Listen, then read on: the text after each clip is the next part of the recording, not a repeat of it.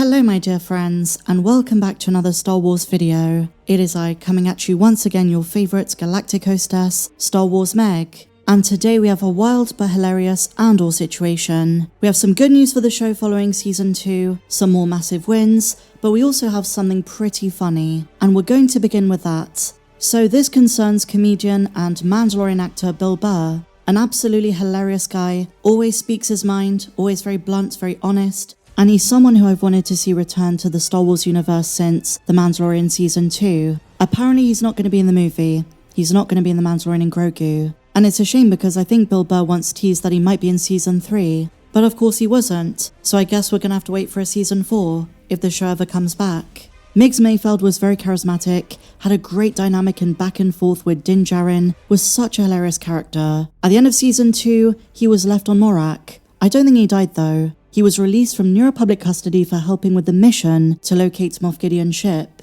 and he's one of the very few characters who's seen Din Djarin without a helmet.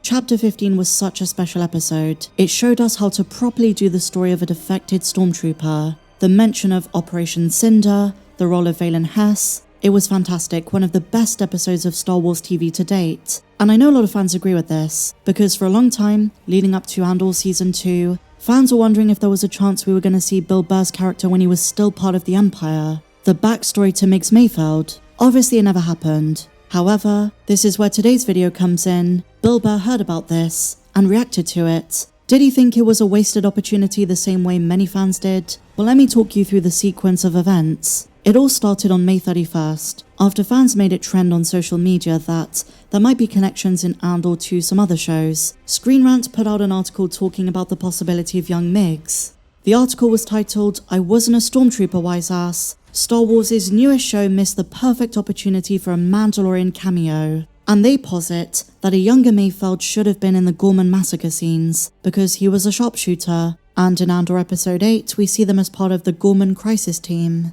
Well, it turns out one of Bill Burr's listeners put this question to him, and this is the hilarious way he responded. Take a listen. Retroactive and/or commentary. Read an article on Screen Rant, that sounds like a happy place, suggesting that your Star Wars character, Migs Mayfeld, not being included as one of the snipers that participated in Andor's Gorman massacre was a missed opportunity to give an additional reason for the character's delusionment with the Empire beyond his involvement with Operation Cinder. All of that, that's a lot of stuff. My question is this: if Disney asked to use your likeness to digitally mask one of the unnamed snipers in that event, no lines, no shoutouts, just your face, that shows Migs was there, would you let them? Oh, that's such a cute, innocent question. Do you think I own my likeness? They can do whatever the they want as far as I know. I don't... You think I have any... Do you think Disney would call me up? Excuse me.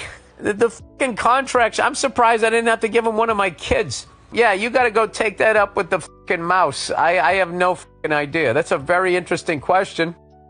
I love how he doesn't beat around the bush. There are so many celebrities today, even actors in the Star Wars space, where they're very careful, they're very cautious, they tread the line, they repeat the narrative, they say what they're supposed to, they're PR friendly, they're afraid to rock the boat. Bill Burr is the opposite of that. He's old school, he just says it as it is. He's not afraid to say that Disney can pretty much do what they want. He signed a contract, he's surprised it didn't involve more. It's so refreshing to have people like him. You gotta be authentic in life. Especially with the way social media is today, there's so much fakeness in the world. Even in these creator spaces, sometimes it's hard to know if someone is a fan giving you a fan's opinion, or if there's a motive behind it because they don't want to sever their connection to a conglomerate. But let's return to the topic of Mayfeld. I think it would have been amazing if he appeared, had they made that connection to show us a younger version of him. And you might argue, well, isn't this just elaborate fan service? Tony Gilroy hates that kind of thing, and Mayfeld really isn't the kind of character you can imagine him writing.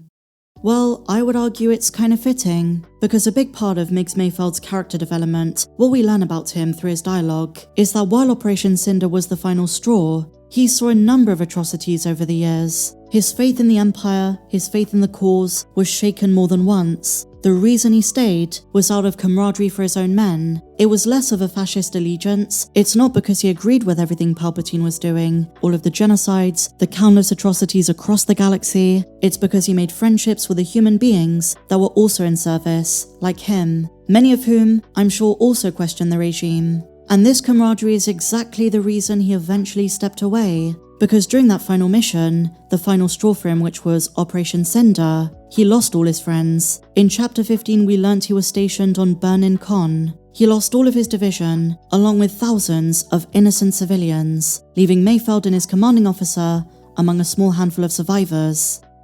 And even though Palpatine was dead, Cinder was the Emperor's final revenge, a galactic punishment because the Empire could not prevent his demise. And so Mayfeld walked away. But for years he was a believer. He bought into the propaganda and believed that the Empire was doing the right thing, that he was on the right side of history, that the death of millions was a necessary evil to achieve galactic peace. But the truth is that he was doing the bidding of the monster that screams the loudest, the monster who will eventually come for us all, Emperor Palpatine. And that's why the conversation in Mando with Valen Hess was so powerful. Mayfeld shoots him. It's symbolic of him shooting the Empire he once served. The way the Remnant officer was laughing about the deaths of all those innocents, the way he celebrated Operation Cinder, the atrocity that left Mayfeld with PTSD. Palpatine was gone by this point, but the Remnant was making a return. Through Valen Hess's evil, soulless eyes, in his cruel, mocking grin, Mayfeld could see the disease that Marva once spoke about, one that spreads like rust, loyalty and devotion to the monster. And I'm borrowing the word monster from Mon Mothma, because when she uses it to describe Darth Sidious, it's a very deliberate term. It's one which implies there is no humanity to him. There is not a single shred of empathy, because Palpatine was, as George Lucas said, the embodiment of pure evil. But on the other hand, there is a problem if Migs appeared. It would make us wonder why the Gorman massacre wasn't the straw that broke the camel's back, because that too was a horrendous event. I assume he was off-world, and maybe he heard about it through official Imperial channels, and the Empire's gaslighting that came with it, making the Gorman people out to be the villains, which was not the case. So I'll ask you guys, do you think Migs Mayfeld should have appeared in Andor? Let me know down below. And so now guys, another massive win for Andor's second season. It might surpass The Mandalorian Season 2 to become the most nominated Star Wars series of all time at the Emmys. If this happens, every single one of them will be deserved. The show has such buzz, such critical acclaim, during a time where Battlefront 2 is breaking records again, and during a time where Star Wars feels alive again. It could surpass the 24 nominations that The Mandalorian's second season got. And if it does, according to Variety.com, Andor will be the most nominated Star Wars series in history. Isn't that amazing? And during this really scary and uncertain period of human history, phrases like rebellions are built on hope and dire friends everywhere are being used in a widespread way outside of the context of the galaxy far, far away. So like I always tell you, don't believe the naysayers. Those who say Andor's viewership is fine for the level of this show but didn't reach the heights of this or that, for the way things have been going for this franchise in recent years and it's been pretty rocky, we'll take any win we can get. And this is a win, my friends.